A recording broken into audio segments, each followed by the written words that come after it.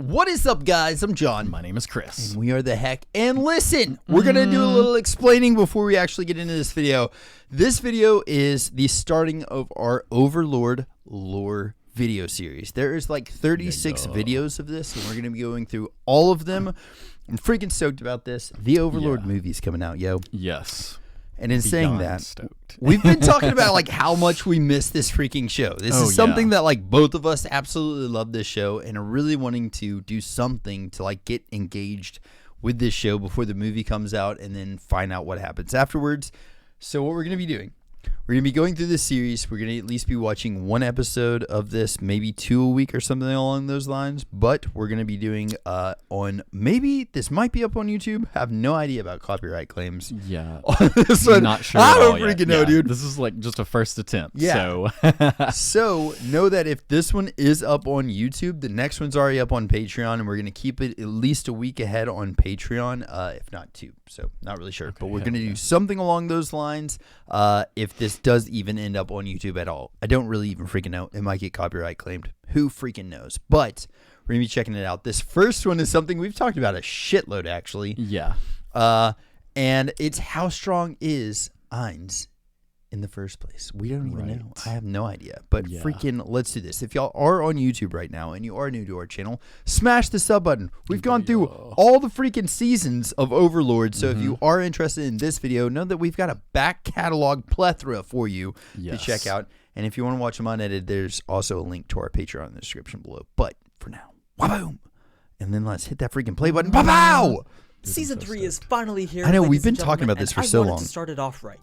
Welcome to the How Strong is Insert Character Here Overlord Explained series, where you guys will vote in the community poll on my channel for which character you'd like me to talk about week after week. Today will be the updated version of my pilot episode from a few months ago. Though I have made 2 videos about Ainz in the past, the first one had a lot of mistakes and the second one was just kind of there. So here. Well, I think it's good that we're starting off with this one then. Yeah, this one's, I guess this one is the refined version. It's like I've learned from my mistakes, and here's the good one. Yeah. Those 2 videos edited together with a little bit of added extra, just to have one concise video on record for the Supreme Overlord himself. Hell so, yeah, let's Ainz deserves it. If you've ever Googled Ainz's stats yourself, I'm sure you've either come across the massive wall of text that is his wiki page, or the shorter summarized version of his character card. I've seen that one before. Yeah, I was about to say. I've seen that one before. I've seen the character card, yeah. I don't think I've ever looked at the wiki, though. I haven't either, and now I'm kind of intimidated to do so, dude. I'm gonna go do it. I know, right? Unless you're familiar with the game mechanics that make up the DMMORPG that is Yggdrasil, potential future video, by the way. There is, spoiler alert, that is the video. Exactly what you were looking at with this card. Here we have Ainz Ooal Gown, formerly known as Momonga, of the heteromorphic race. Dude, so by the way, I got Jody into this show recently, and at the starting of the video, they're like, Lord Momonga, and I'm like, why do they keep calling him that? His name's Ainz. What the heck? And I forgot the first, 3 episodes, they called him Momonga. Yeah. The whole time. Because that was his name in the, what was the Yggdrasil, the game? Yeah. So, kind of wild. Boom. Title, The Strongest Magic Caster with the Appearance of a Skeleton. He's at She's the max into level the of show, 100, by the way. comprising mainly of the Elderlich, Skeleton Mage, and Overlord racial classes, followed by the Necromancer and Ruler of Death job classes. How cool, Ruler of Death job class? Don't mean anything to you. So as simply as I can put each, an Elderlich is an undead evil magic caster supported by unholy life. Skeleton Mage is just a type of Elderlich that dictates appearance, usually a skeleton body consisting of both human and animal parts. And Overlord is the final form of a skeletal Elderlich. Oh, look at that little extra room there. Magic.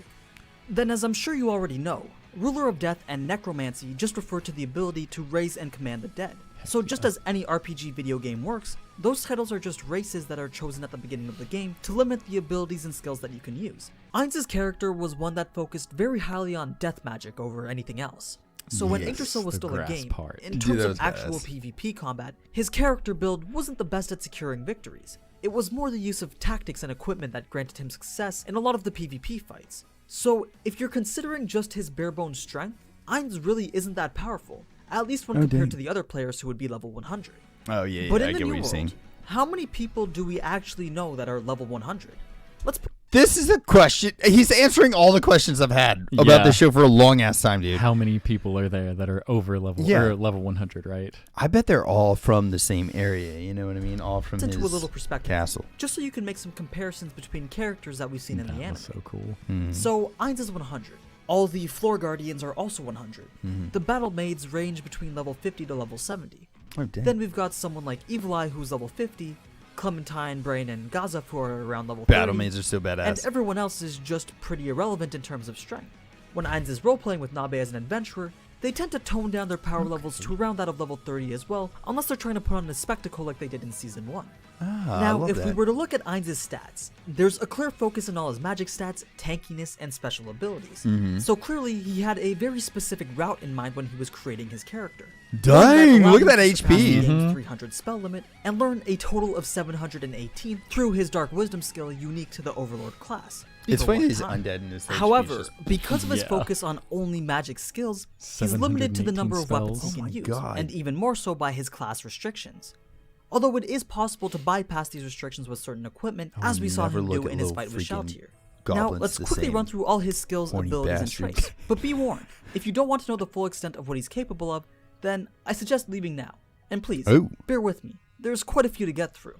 It's not all 718 of his spells, but goddamn does it feel like it is. Yes. Okay, let's start with the traits that come from being a basic undead. And yes, these were taken directly from the wiki.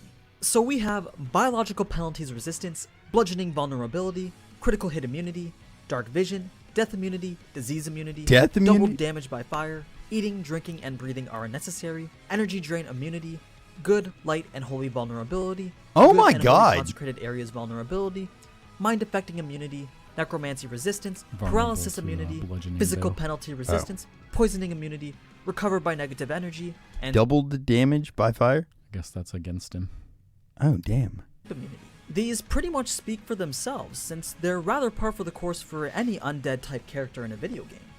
But what about the Overlord race skills? We have ability damage, acid immunity, arcane vision, black halo, create undead, dark soul, dark wisdom, despair aura, which causes fear, panic, I feel like his confusion, audio insanity, is and a little sometimes off even instant death with if you've his got video. good RNG. Then there's electric immunity, high tier magic immunity, high tier physical immunity, ice immunity, negative energy touch, negative protection, speak evil tongues, status damage, slashing damage evil resistance, tongues. piercing Oh my damage God. resistance, I have that turn ability. resistance, Hell yeah. undead blessing, and unholy protection. I think what's important to point out here would be his high tier physical immunity. I mean, that is It makes pretty him wild. immune to all attacks that are below level 60. Ah. So basically, Below he's level immune to pretty 60? much every character he's ever encountered in the anime, excluding those in Nazarick. Then you Whoa. already know Dark Wisdom lets him surpass the limit on the number of spells that he can learn. Oh my Also, god. his Create Undead can summon monsters that can probably just destroy the entire world if they wanted to. They're split between low, middle, and high tier undead, and if Ainz was trying to summon a high tier undead such as Eternal Death or the Pale Riders, a sacrifice of his own level XP would be required. But since gaining XP isn't as easy in the New World as it was in Yggdrasil, he tends to stray away from summoning his high tier undead. Whoa. That is wild. I never even thought of that. And does he even need to gain XP at this point? Yeah. Like is it level can you capped go- at 100? Yeah. Like, I don't know. Can you go past 100? I don't. I feel like I don't know. Yeah, the wild thing is, or the cool thing is, I guess, actually, about this Overlord Explained playlist that he has, and I was wrong. I said 36, there's 34, but there is how the actual game mechanics work on here as well, too. So we'll find that out, but Yeah. I'd like to find out about the world mechanics as well, since we aren't in the game anymore. Yeah. We're not in the game! And he said that one summon, like if he was going to summon like that massive summon, it would take like some of his experience away or something. Mm-hmm. So like if you're capped, like how does that even affect you? Yeah. You know, like if you're already leveled up, how does it? Yeah. I don't know. That's weird. I don't either. But also, one thing, the cool thing was the physical defense. What was it, 3 or 4? And he, like, unless they're level 60, you can't even hurt him. I didn't even know that. Like, has he even messed with somebody that level in the real world? I don't think so. I think that it was like, I mean, anything under Nezarick was like level 30. God, do you remember that scene whenever he was like Except forfeit for now and I'll let you Evil Eye. live, and the guy was like, I can't. And he was like, all right, and then he just made it really quick. He just killed him instantly, like just like what he swung or something like that, and then he just went behind him and touched him. Oh yeah, Instant death. yeah. That was so freaking badass. That dude was 30. They showed him. Yeah. Yeah. I can't remember his name. That's one of the only moments in the show. It was him, Brain, and Clementine. Yeah. It was like Brain's rival, kinda. Well, like the dude that was training him or whatever. Oh, yeah. And dude, I'm not gonna lie. In this show, that's the one part that, so far at least, that I saw that I was like almost brought a tear to my eye. I was like, oh damn, because it was such a cool thing. Like you knew he couldn't because he had to save face, and it's like Ainz at least like graciously killed him. You know what I mean? Yeah. Badass, this stems from his class abilities that allow for the summoning of the undead. They're called Undead Aura, Undead Creation, Undead Control, and Undead Strengthening. Then he has the Rite of Darkness that amplifies his undead creation skills. If we shift This over show to is so badass, you'd dude. see that there's an absolute shit ton of them, which I don't even know how any game would be able to let a single person cast all of these. I could sit here and list all of them, but I feel it'd just be me shouting out 150 names with you having absolutely no idea what I'm even saying. Yeah, Instead, so he has I've like... gone ahead and chosen some of God. my personal favorites.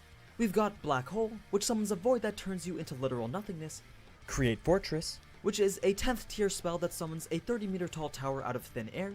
Gate, which is rather basic, but we do see it a lot since it's the teleportation spell that Ainz uses. Okay. It can transport any number of people over any distance, and will never miss the intended teleportation target.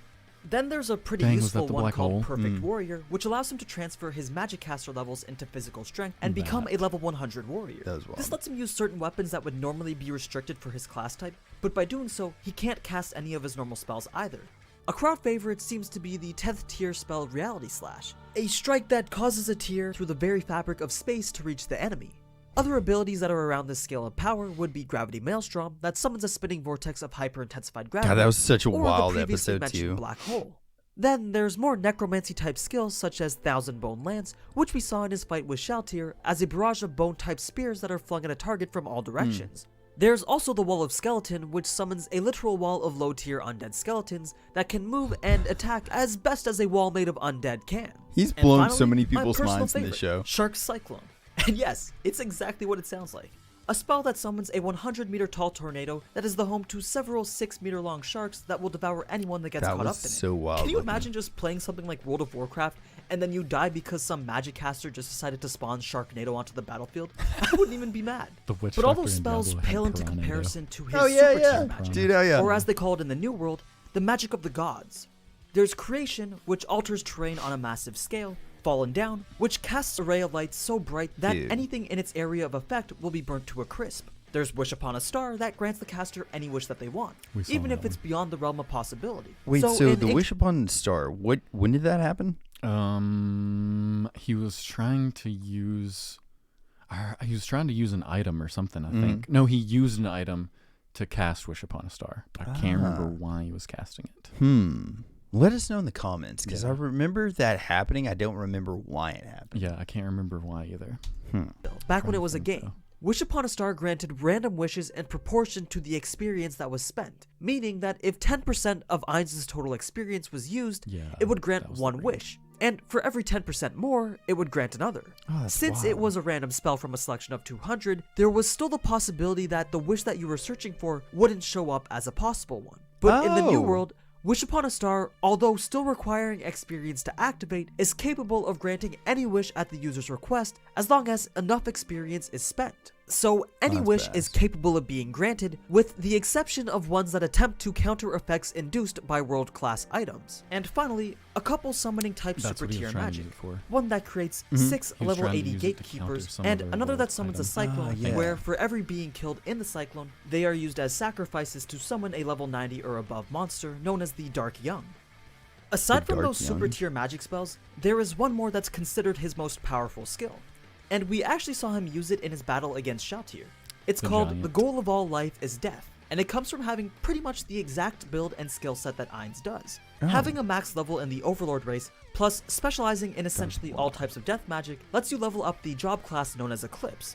Once you're the max level of 5 in the Eclipse class, you literally become the Ruler of Death. This is actually a buff that is applied to any instant death type spell or ability, which allows the buffed spell to bypass any type of instant death resistance or immunity. Oh my god! So when he was facing Shaltir, Cry of the Banshee was the AoE spell that is used to cause instant death. But with Shaltir's immunity against that type of attack, using the Goal of All Life is Death to amplify it results in an AoE attack that literally kills everything.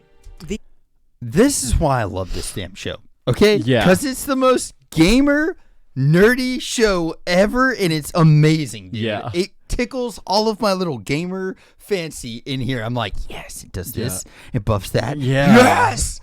And the God. cleverness, like the ways that they use all of these different spells and like different gamer terms and Dude, gets into there, like the way that they do it is just so good. Listen, your homie is 3 things, okay? If you Very take any of intelligent. these things away from me, I'm dead.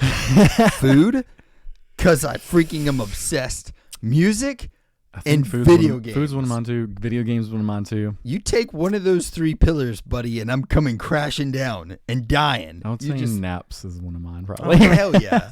I mean, honestly, there's more pillars on me. I mean, like, if Yeah, I but lose a those pinky 3. toe, I'm probably going to die as well, too. So, but those 3 things, That's pretty wild. that's my stuff. Downside to I love using this, this dude. seemingly OP spell is that it takes 12 seconds to cast. And if you've played any type of game that involves spells with cast times, you'd know that if you spent 12 seconds idly trying to perform a single task, you'd most likely be dead by the end of the 12 seconds. Hell, I can't even properly res people in Overwatch with Mercy's shitty 1.75 second cast time. But Ainz, being the master strategist that he is, has a way to counter this 12-second cast time by literally stopping time. Ainz is capable of chronomancy, which is a What? type of magic that affects the flow of time. That's what I love Basically, about this. Ainz It's is like, oh part of the yeah, well 5% there's of this. players No, who there's have also that. mastered the timing of his skills so that the goal of all life's channeling time would be completed the moment that his time stop skill ends.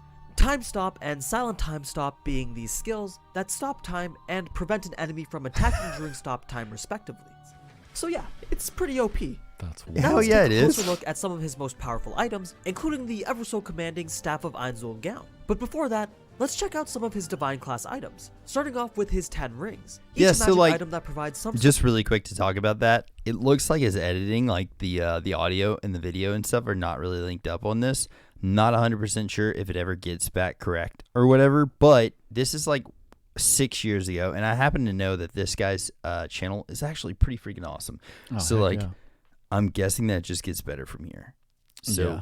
I don't know. I freaking love this dude's channel, by the way. I am subscribed to him, but I've never seen any of this Overlord series, and whenever I saw it, I was like, we gotta do this. Yeah. buff But or resistance, guessing it's ranging getting from better. certain types of magic protection to penalty reduction for certain skill usage.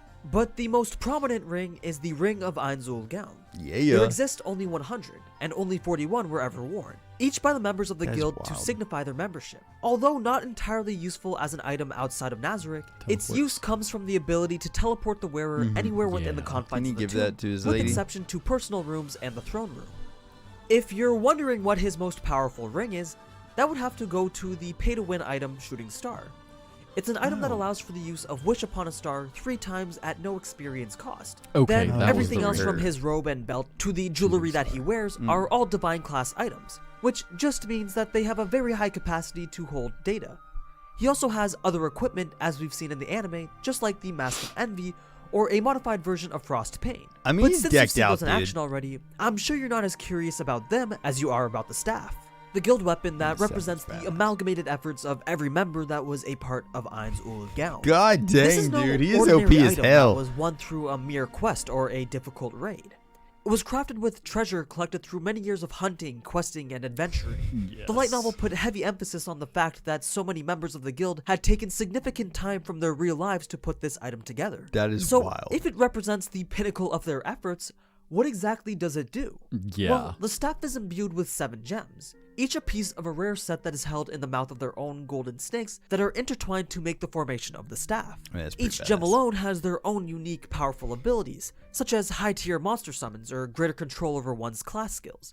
But when combined, it grants the user even greater powers that would make Ainz's base stats here that much more powerful. And yes, that already overmaxed MP bar would go even higher. What? Although, before Ainz had entered the new world, the staff was never actually used by him, or anyone else for that matter, even though it had been custom built for Ainz's character. Oh, It was such a dang. that's precious wild. item that signified everything that the guild was, that it was just kept deep within the Tomb of Nazarick.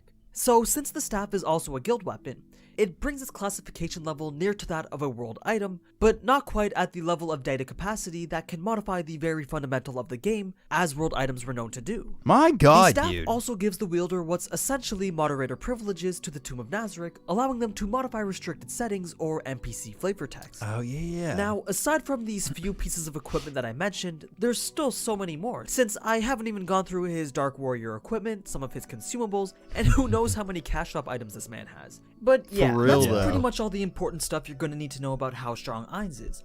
I apologize for this pretty much being a re-upload, but it didn't feel right having my most popular video ever have so much misinformation. And it was still Right, getting well, I'm quite a glad fair you did number of this. views, so I wanted to put something better in its place. If I had enough time, I would have just re-recorded the whole thing, but sadly this is still only a hobby of mine. Anyway, don't forget to go and vote in the community poll for the character that you want me to cover Dude, next. listen, okay. But as always, thank you so much for watching, and if you enjoyed this type of anime content, then you already know what to do.